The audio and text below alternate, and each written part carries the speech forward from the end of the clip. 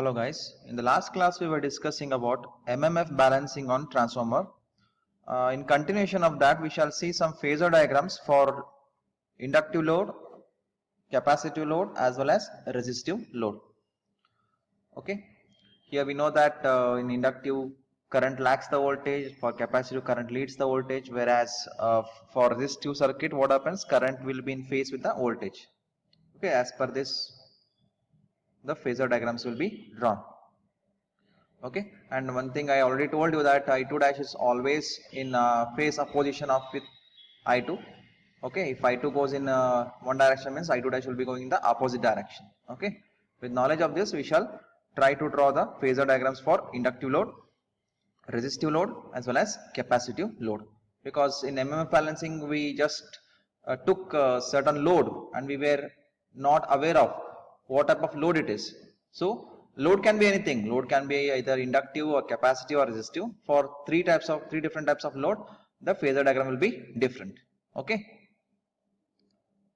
Now let's see that. The first figure you're going to see over here is it's for inductive load. Okay. Like I told you in earlier class, your flux phi will be that is in the horizontal direction, that is taken as reference. With respect to this, what will be Im? Yes or no? Im and phi will be on the same phasor, because anyhow here it is not shown for the sake of convenience to make the phasor diagram bit simpler. They have not shown Im. If you want means you can even show Im over here. Okay.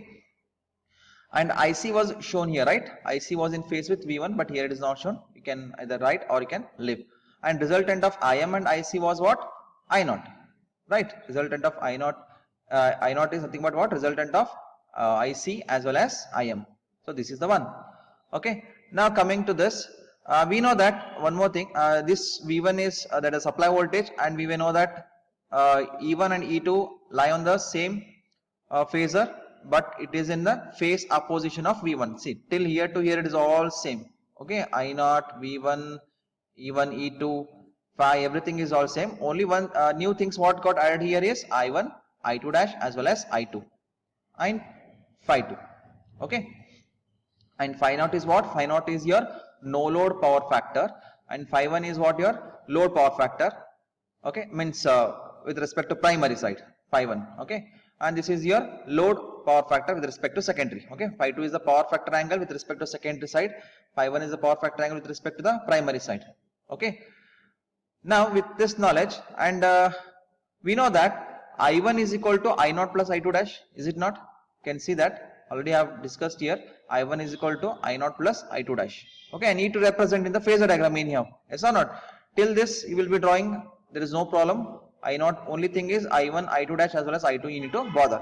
Yes or not? Now first what you will do here is, anyhow we know that this is for inductive load. And we know that current I2 will lag the voltage, that is E1, E2, because whatever we are doing, I2 we should be with respect to E2. Don't bother about E1 and all. Anyhow, it is overlapping on each other. But since I2 is with respect to E2, so what happens? Anyhow, we know that I2 is the secondary current, and secondary current is due to the inductive load. And due to the inductive load, what happens? Current I2 lags voltage, that is E2, by angle phi 2. You can take certain angle here and mark it as phi 2.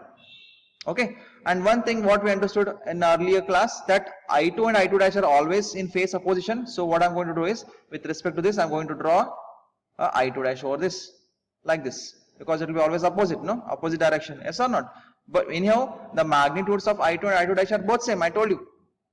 So whatever length of I2 will be there, no? From this point to this point, you can draw with the help of scale, taking some measurement like 5 centimeter. If you draw means that should be also 5 centimeter or 5 centimeters. If you draw for 6 centimeters means you should draw for 6 centimeters. Okay, just to remember that I2 and I2 dash are in the same magnitude, but they are phase opposition. There is a 180-degree difference between I2 and I2 dash.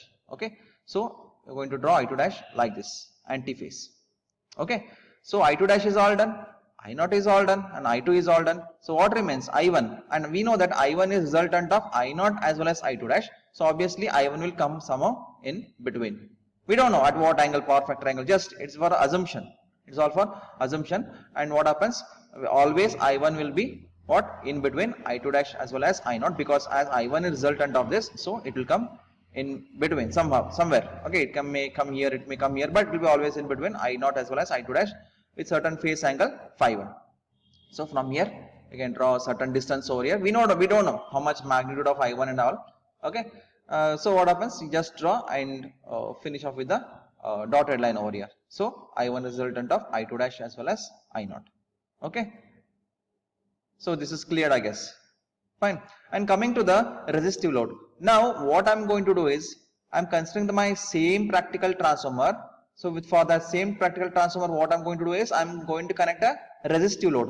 For resistive load, you need to remember that current as well as voltage are in the same phase. There is no any phase angle between current as well as voltage for resistive load. So what happens here? You can see I2 as well as E2, they are lying on the same phase. Yes. Anyhow, E1 always will be lying on the same phase, that is E2, no need to bother of that, and V1 is same as that of earlier, and phi same as of earlier, as well as I0 is also same as that of earlier, right?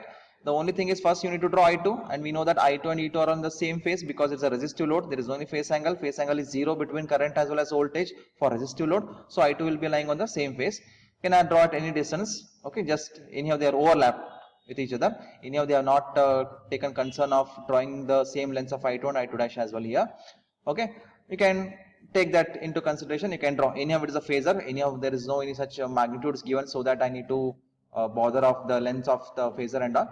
You can do either, you cannot, but make sure I2 and I2 dash are always opposite to each other. They are having phase angle 180 degree with respect to each other. Both are opposite, and they have not shown arrow mark here. They should have shown here. So arrow mark will come over here.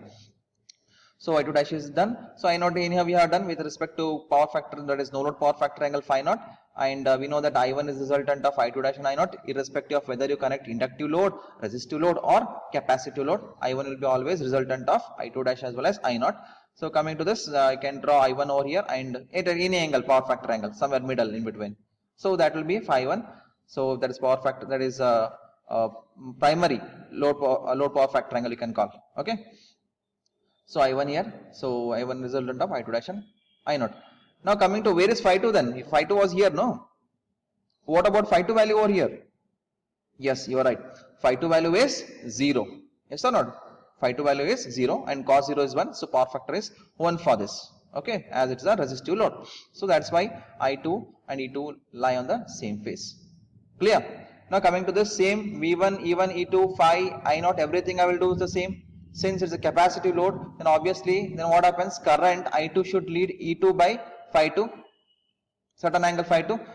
Okay, so let us say that for all these three phasors, what we assume here is the rotation of phasor is anti-clockwise direction, like this. Okay, rotation of phasor is somewhat anti-clockwise direction. Okay. So in that sense, what happens? I2 is first and E2 will be following that. Yes or not? I2 will be leading and E2 will be following. So I2 leads E2 by phi 2. But here what happened? Here also it is flowing anti-clockwise. Here also it is rotating anti-clockwise.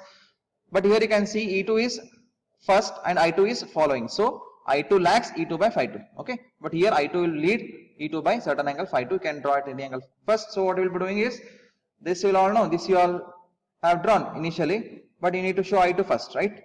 I2 is what? It will be leading E2 by certain power factor angle phi 2, draw certain angle, and we know that I2 dash will be always in phase opposition of your I2. So I2 dash you can draw like this. Okay, and if you know, if you draw I2 dash, then what happens? You can only one thing left out here, that is I1. I1 will be resultant of I2 dash and I0. So I1 you can draw like this, which will be the resultant of I2 dash as well as I0, and this phi 1 is what? Load primary power factor angle. This is a secondary power factor. This is a primary power factor. One represents primary, two represents secondary. Okay, any of load power factor also can call. This is a primary power factor you can call. This is the no load power factor. Okay, clear? Same. Hope you understood this. All these three phasor diagrams. It is not that much of elaborated, these phasor diagrams, but it is like can say it is a building stone for your upcoming phasor diagrams. Okay, you'll understand what I'm trying to say here is, because here we are not at all including any of your losses here, right? Here we are not included any of your losses.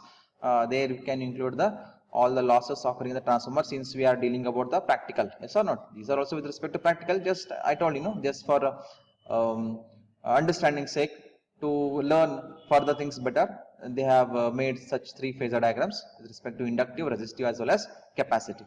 Okay. Okay, you can see here what they have done here is, see, for whatever they have done here, that is I1 is approximately equal to I2 dash. How they wrote here? Because we know that I1 is equal to I0 plus I2 dash. Then how can they write I1 is equal to I2 dash? That is approximately equal. They are believing that I0 will be I0 dash is what? Very small during full load condition. Okay. Once again I repeat, they are considering I0 as equal to 0. Okay, it's very less only during what? Full load condition. During full load condition, what happens? I0 will be equal to closely equal to 0. So what happens in that case? Even if you ignore this, then what happens? It will be terminated as 0. So I1 will be equal to I2 dash. Okay, so that's why they written it as what? I1 is equal to I2 dash during full load condition. Right? But we know that N1 I2 dash equal to N2 I2. Already we have proved this. Yes, N1 I2 dash equal to N2 I2. We have proved this. Yes or no? Because primary ampere turns will be equal to secondary ampere turns. So N1 I2 dash equal to N2 I2. This is what they have written here. And again, we know that N2 I2 is equal to N1 I1. Yes or not? True. N1 I2 dash equal to N2 I2 and N1 I1 is equal to N2 I2. That is what we followed at the beginning itself. So here what happens? You can see again, finally if I do same things we are going to get here. Already I told you transformer ratio formula, it is N2 by N1 is equal to I1 by 2 equal to K. Same thing, equal to V2 by V1. If you want to remember this, you can remember in that fashion as well. Hope you understood how they have approximated I1 is closely equal to I2 dash only during full load condition. I0 dash will be, I0 means a dash, I mean over here is the vector. Okay, don't think otherwise, because I2 dash over is this is what I meant. Okay, I0 dash, I2 dash dash. Okay, this is again a vector symbol over here. This will be equal to 0. So by this way, again for full load condition, again I get what? The same transformer ratio. Like I told you, I0 is be very small. For full load condition, they can be ignored to 0. Okay, so that's why ratio of your turns with respect to secondary and primary, as well as ratio of primary current and secondary current will be always constant. Okay, K means what? It's always constant for full load condition. Okay, again for full load condition. Again for different loads, again the constant will change, but for full load condition, what constant is always K will be always having same value, constant. Okay. Now coming to this, that's what I was discussing. I was telling earlier. In earlier phasor diagrams, we have not accounted any of the losses. It may be your reactive losses or any resistive losses. Okay. So here going to consider those things, and we are going to incorporate in earlier phasor diagrams to make our phasor diagram much more clear or much more elaborated way. Okay, in manner. So we are going to discuss the effect of winding resistance, how this resistance are affecting our transformer efficiency. Okay. Now like already I told you R1. Okay, R1 be the primary resistance of your winding connected in primary side, as well as R2 is the secondary winding resistance. Okay, anyhow we know the resistance are written as ohm. Okay. Now how this formula came? E1 is equal to V1 minus I1 into R1. How this formula came? Very simple. They have written KVL. They have applied KVL over here. Let me show this. They have a diagram over here.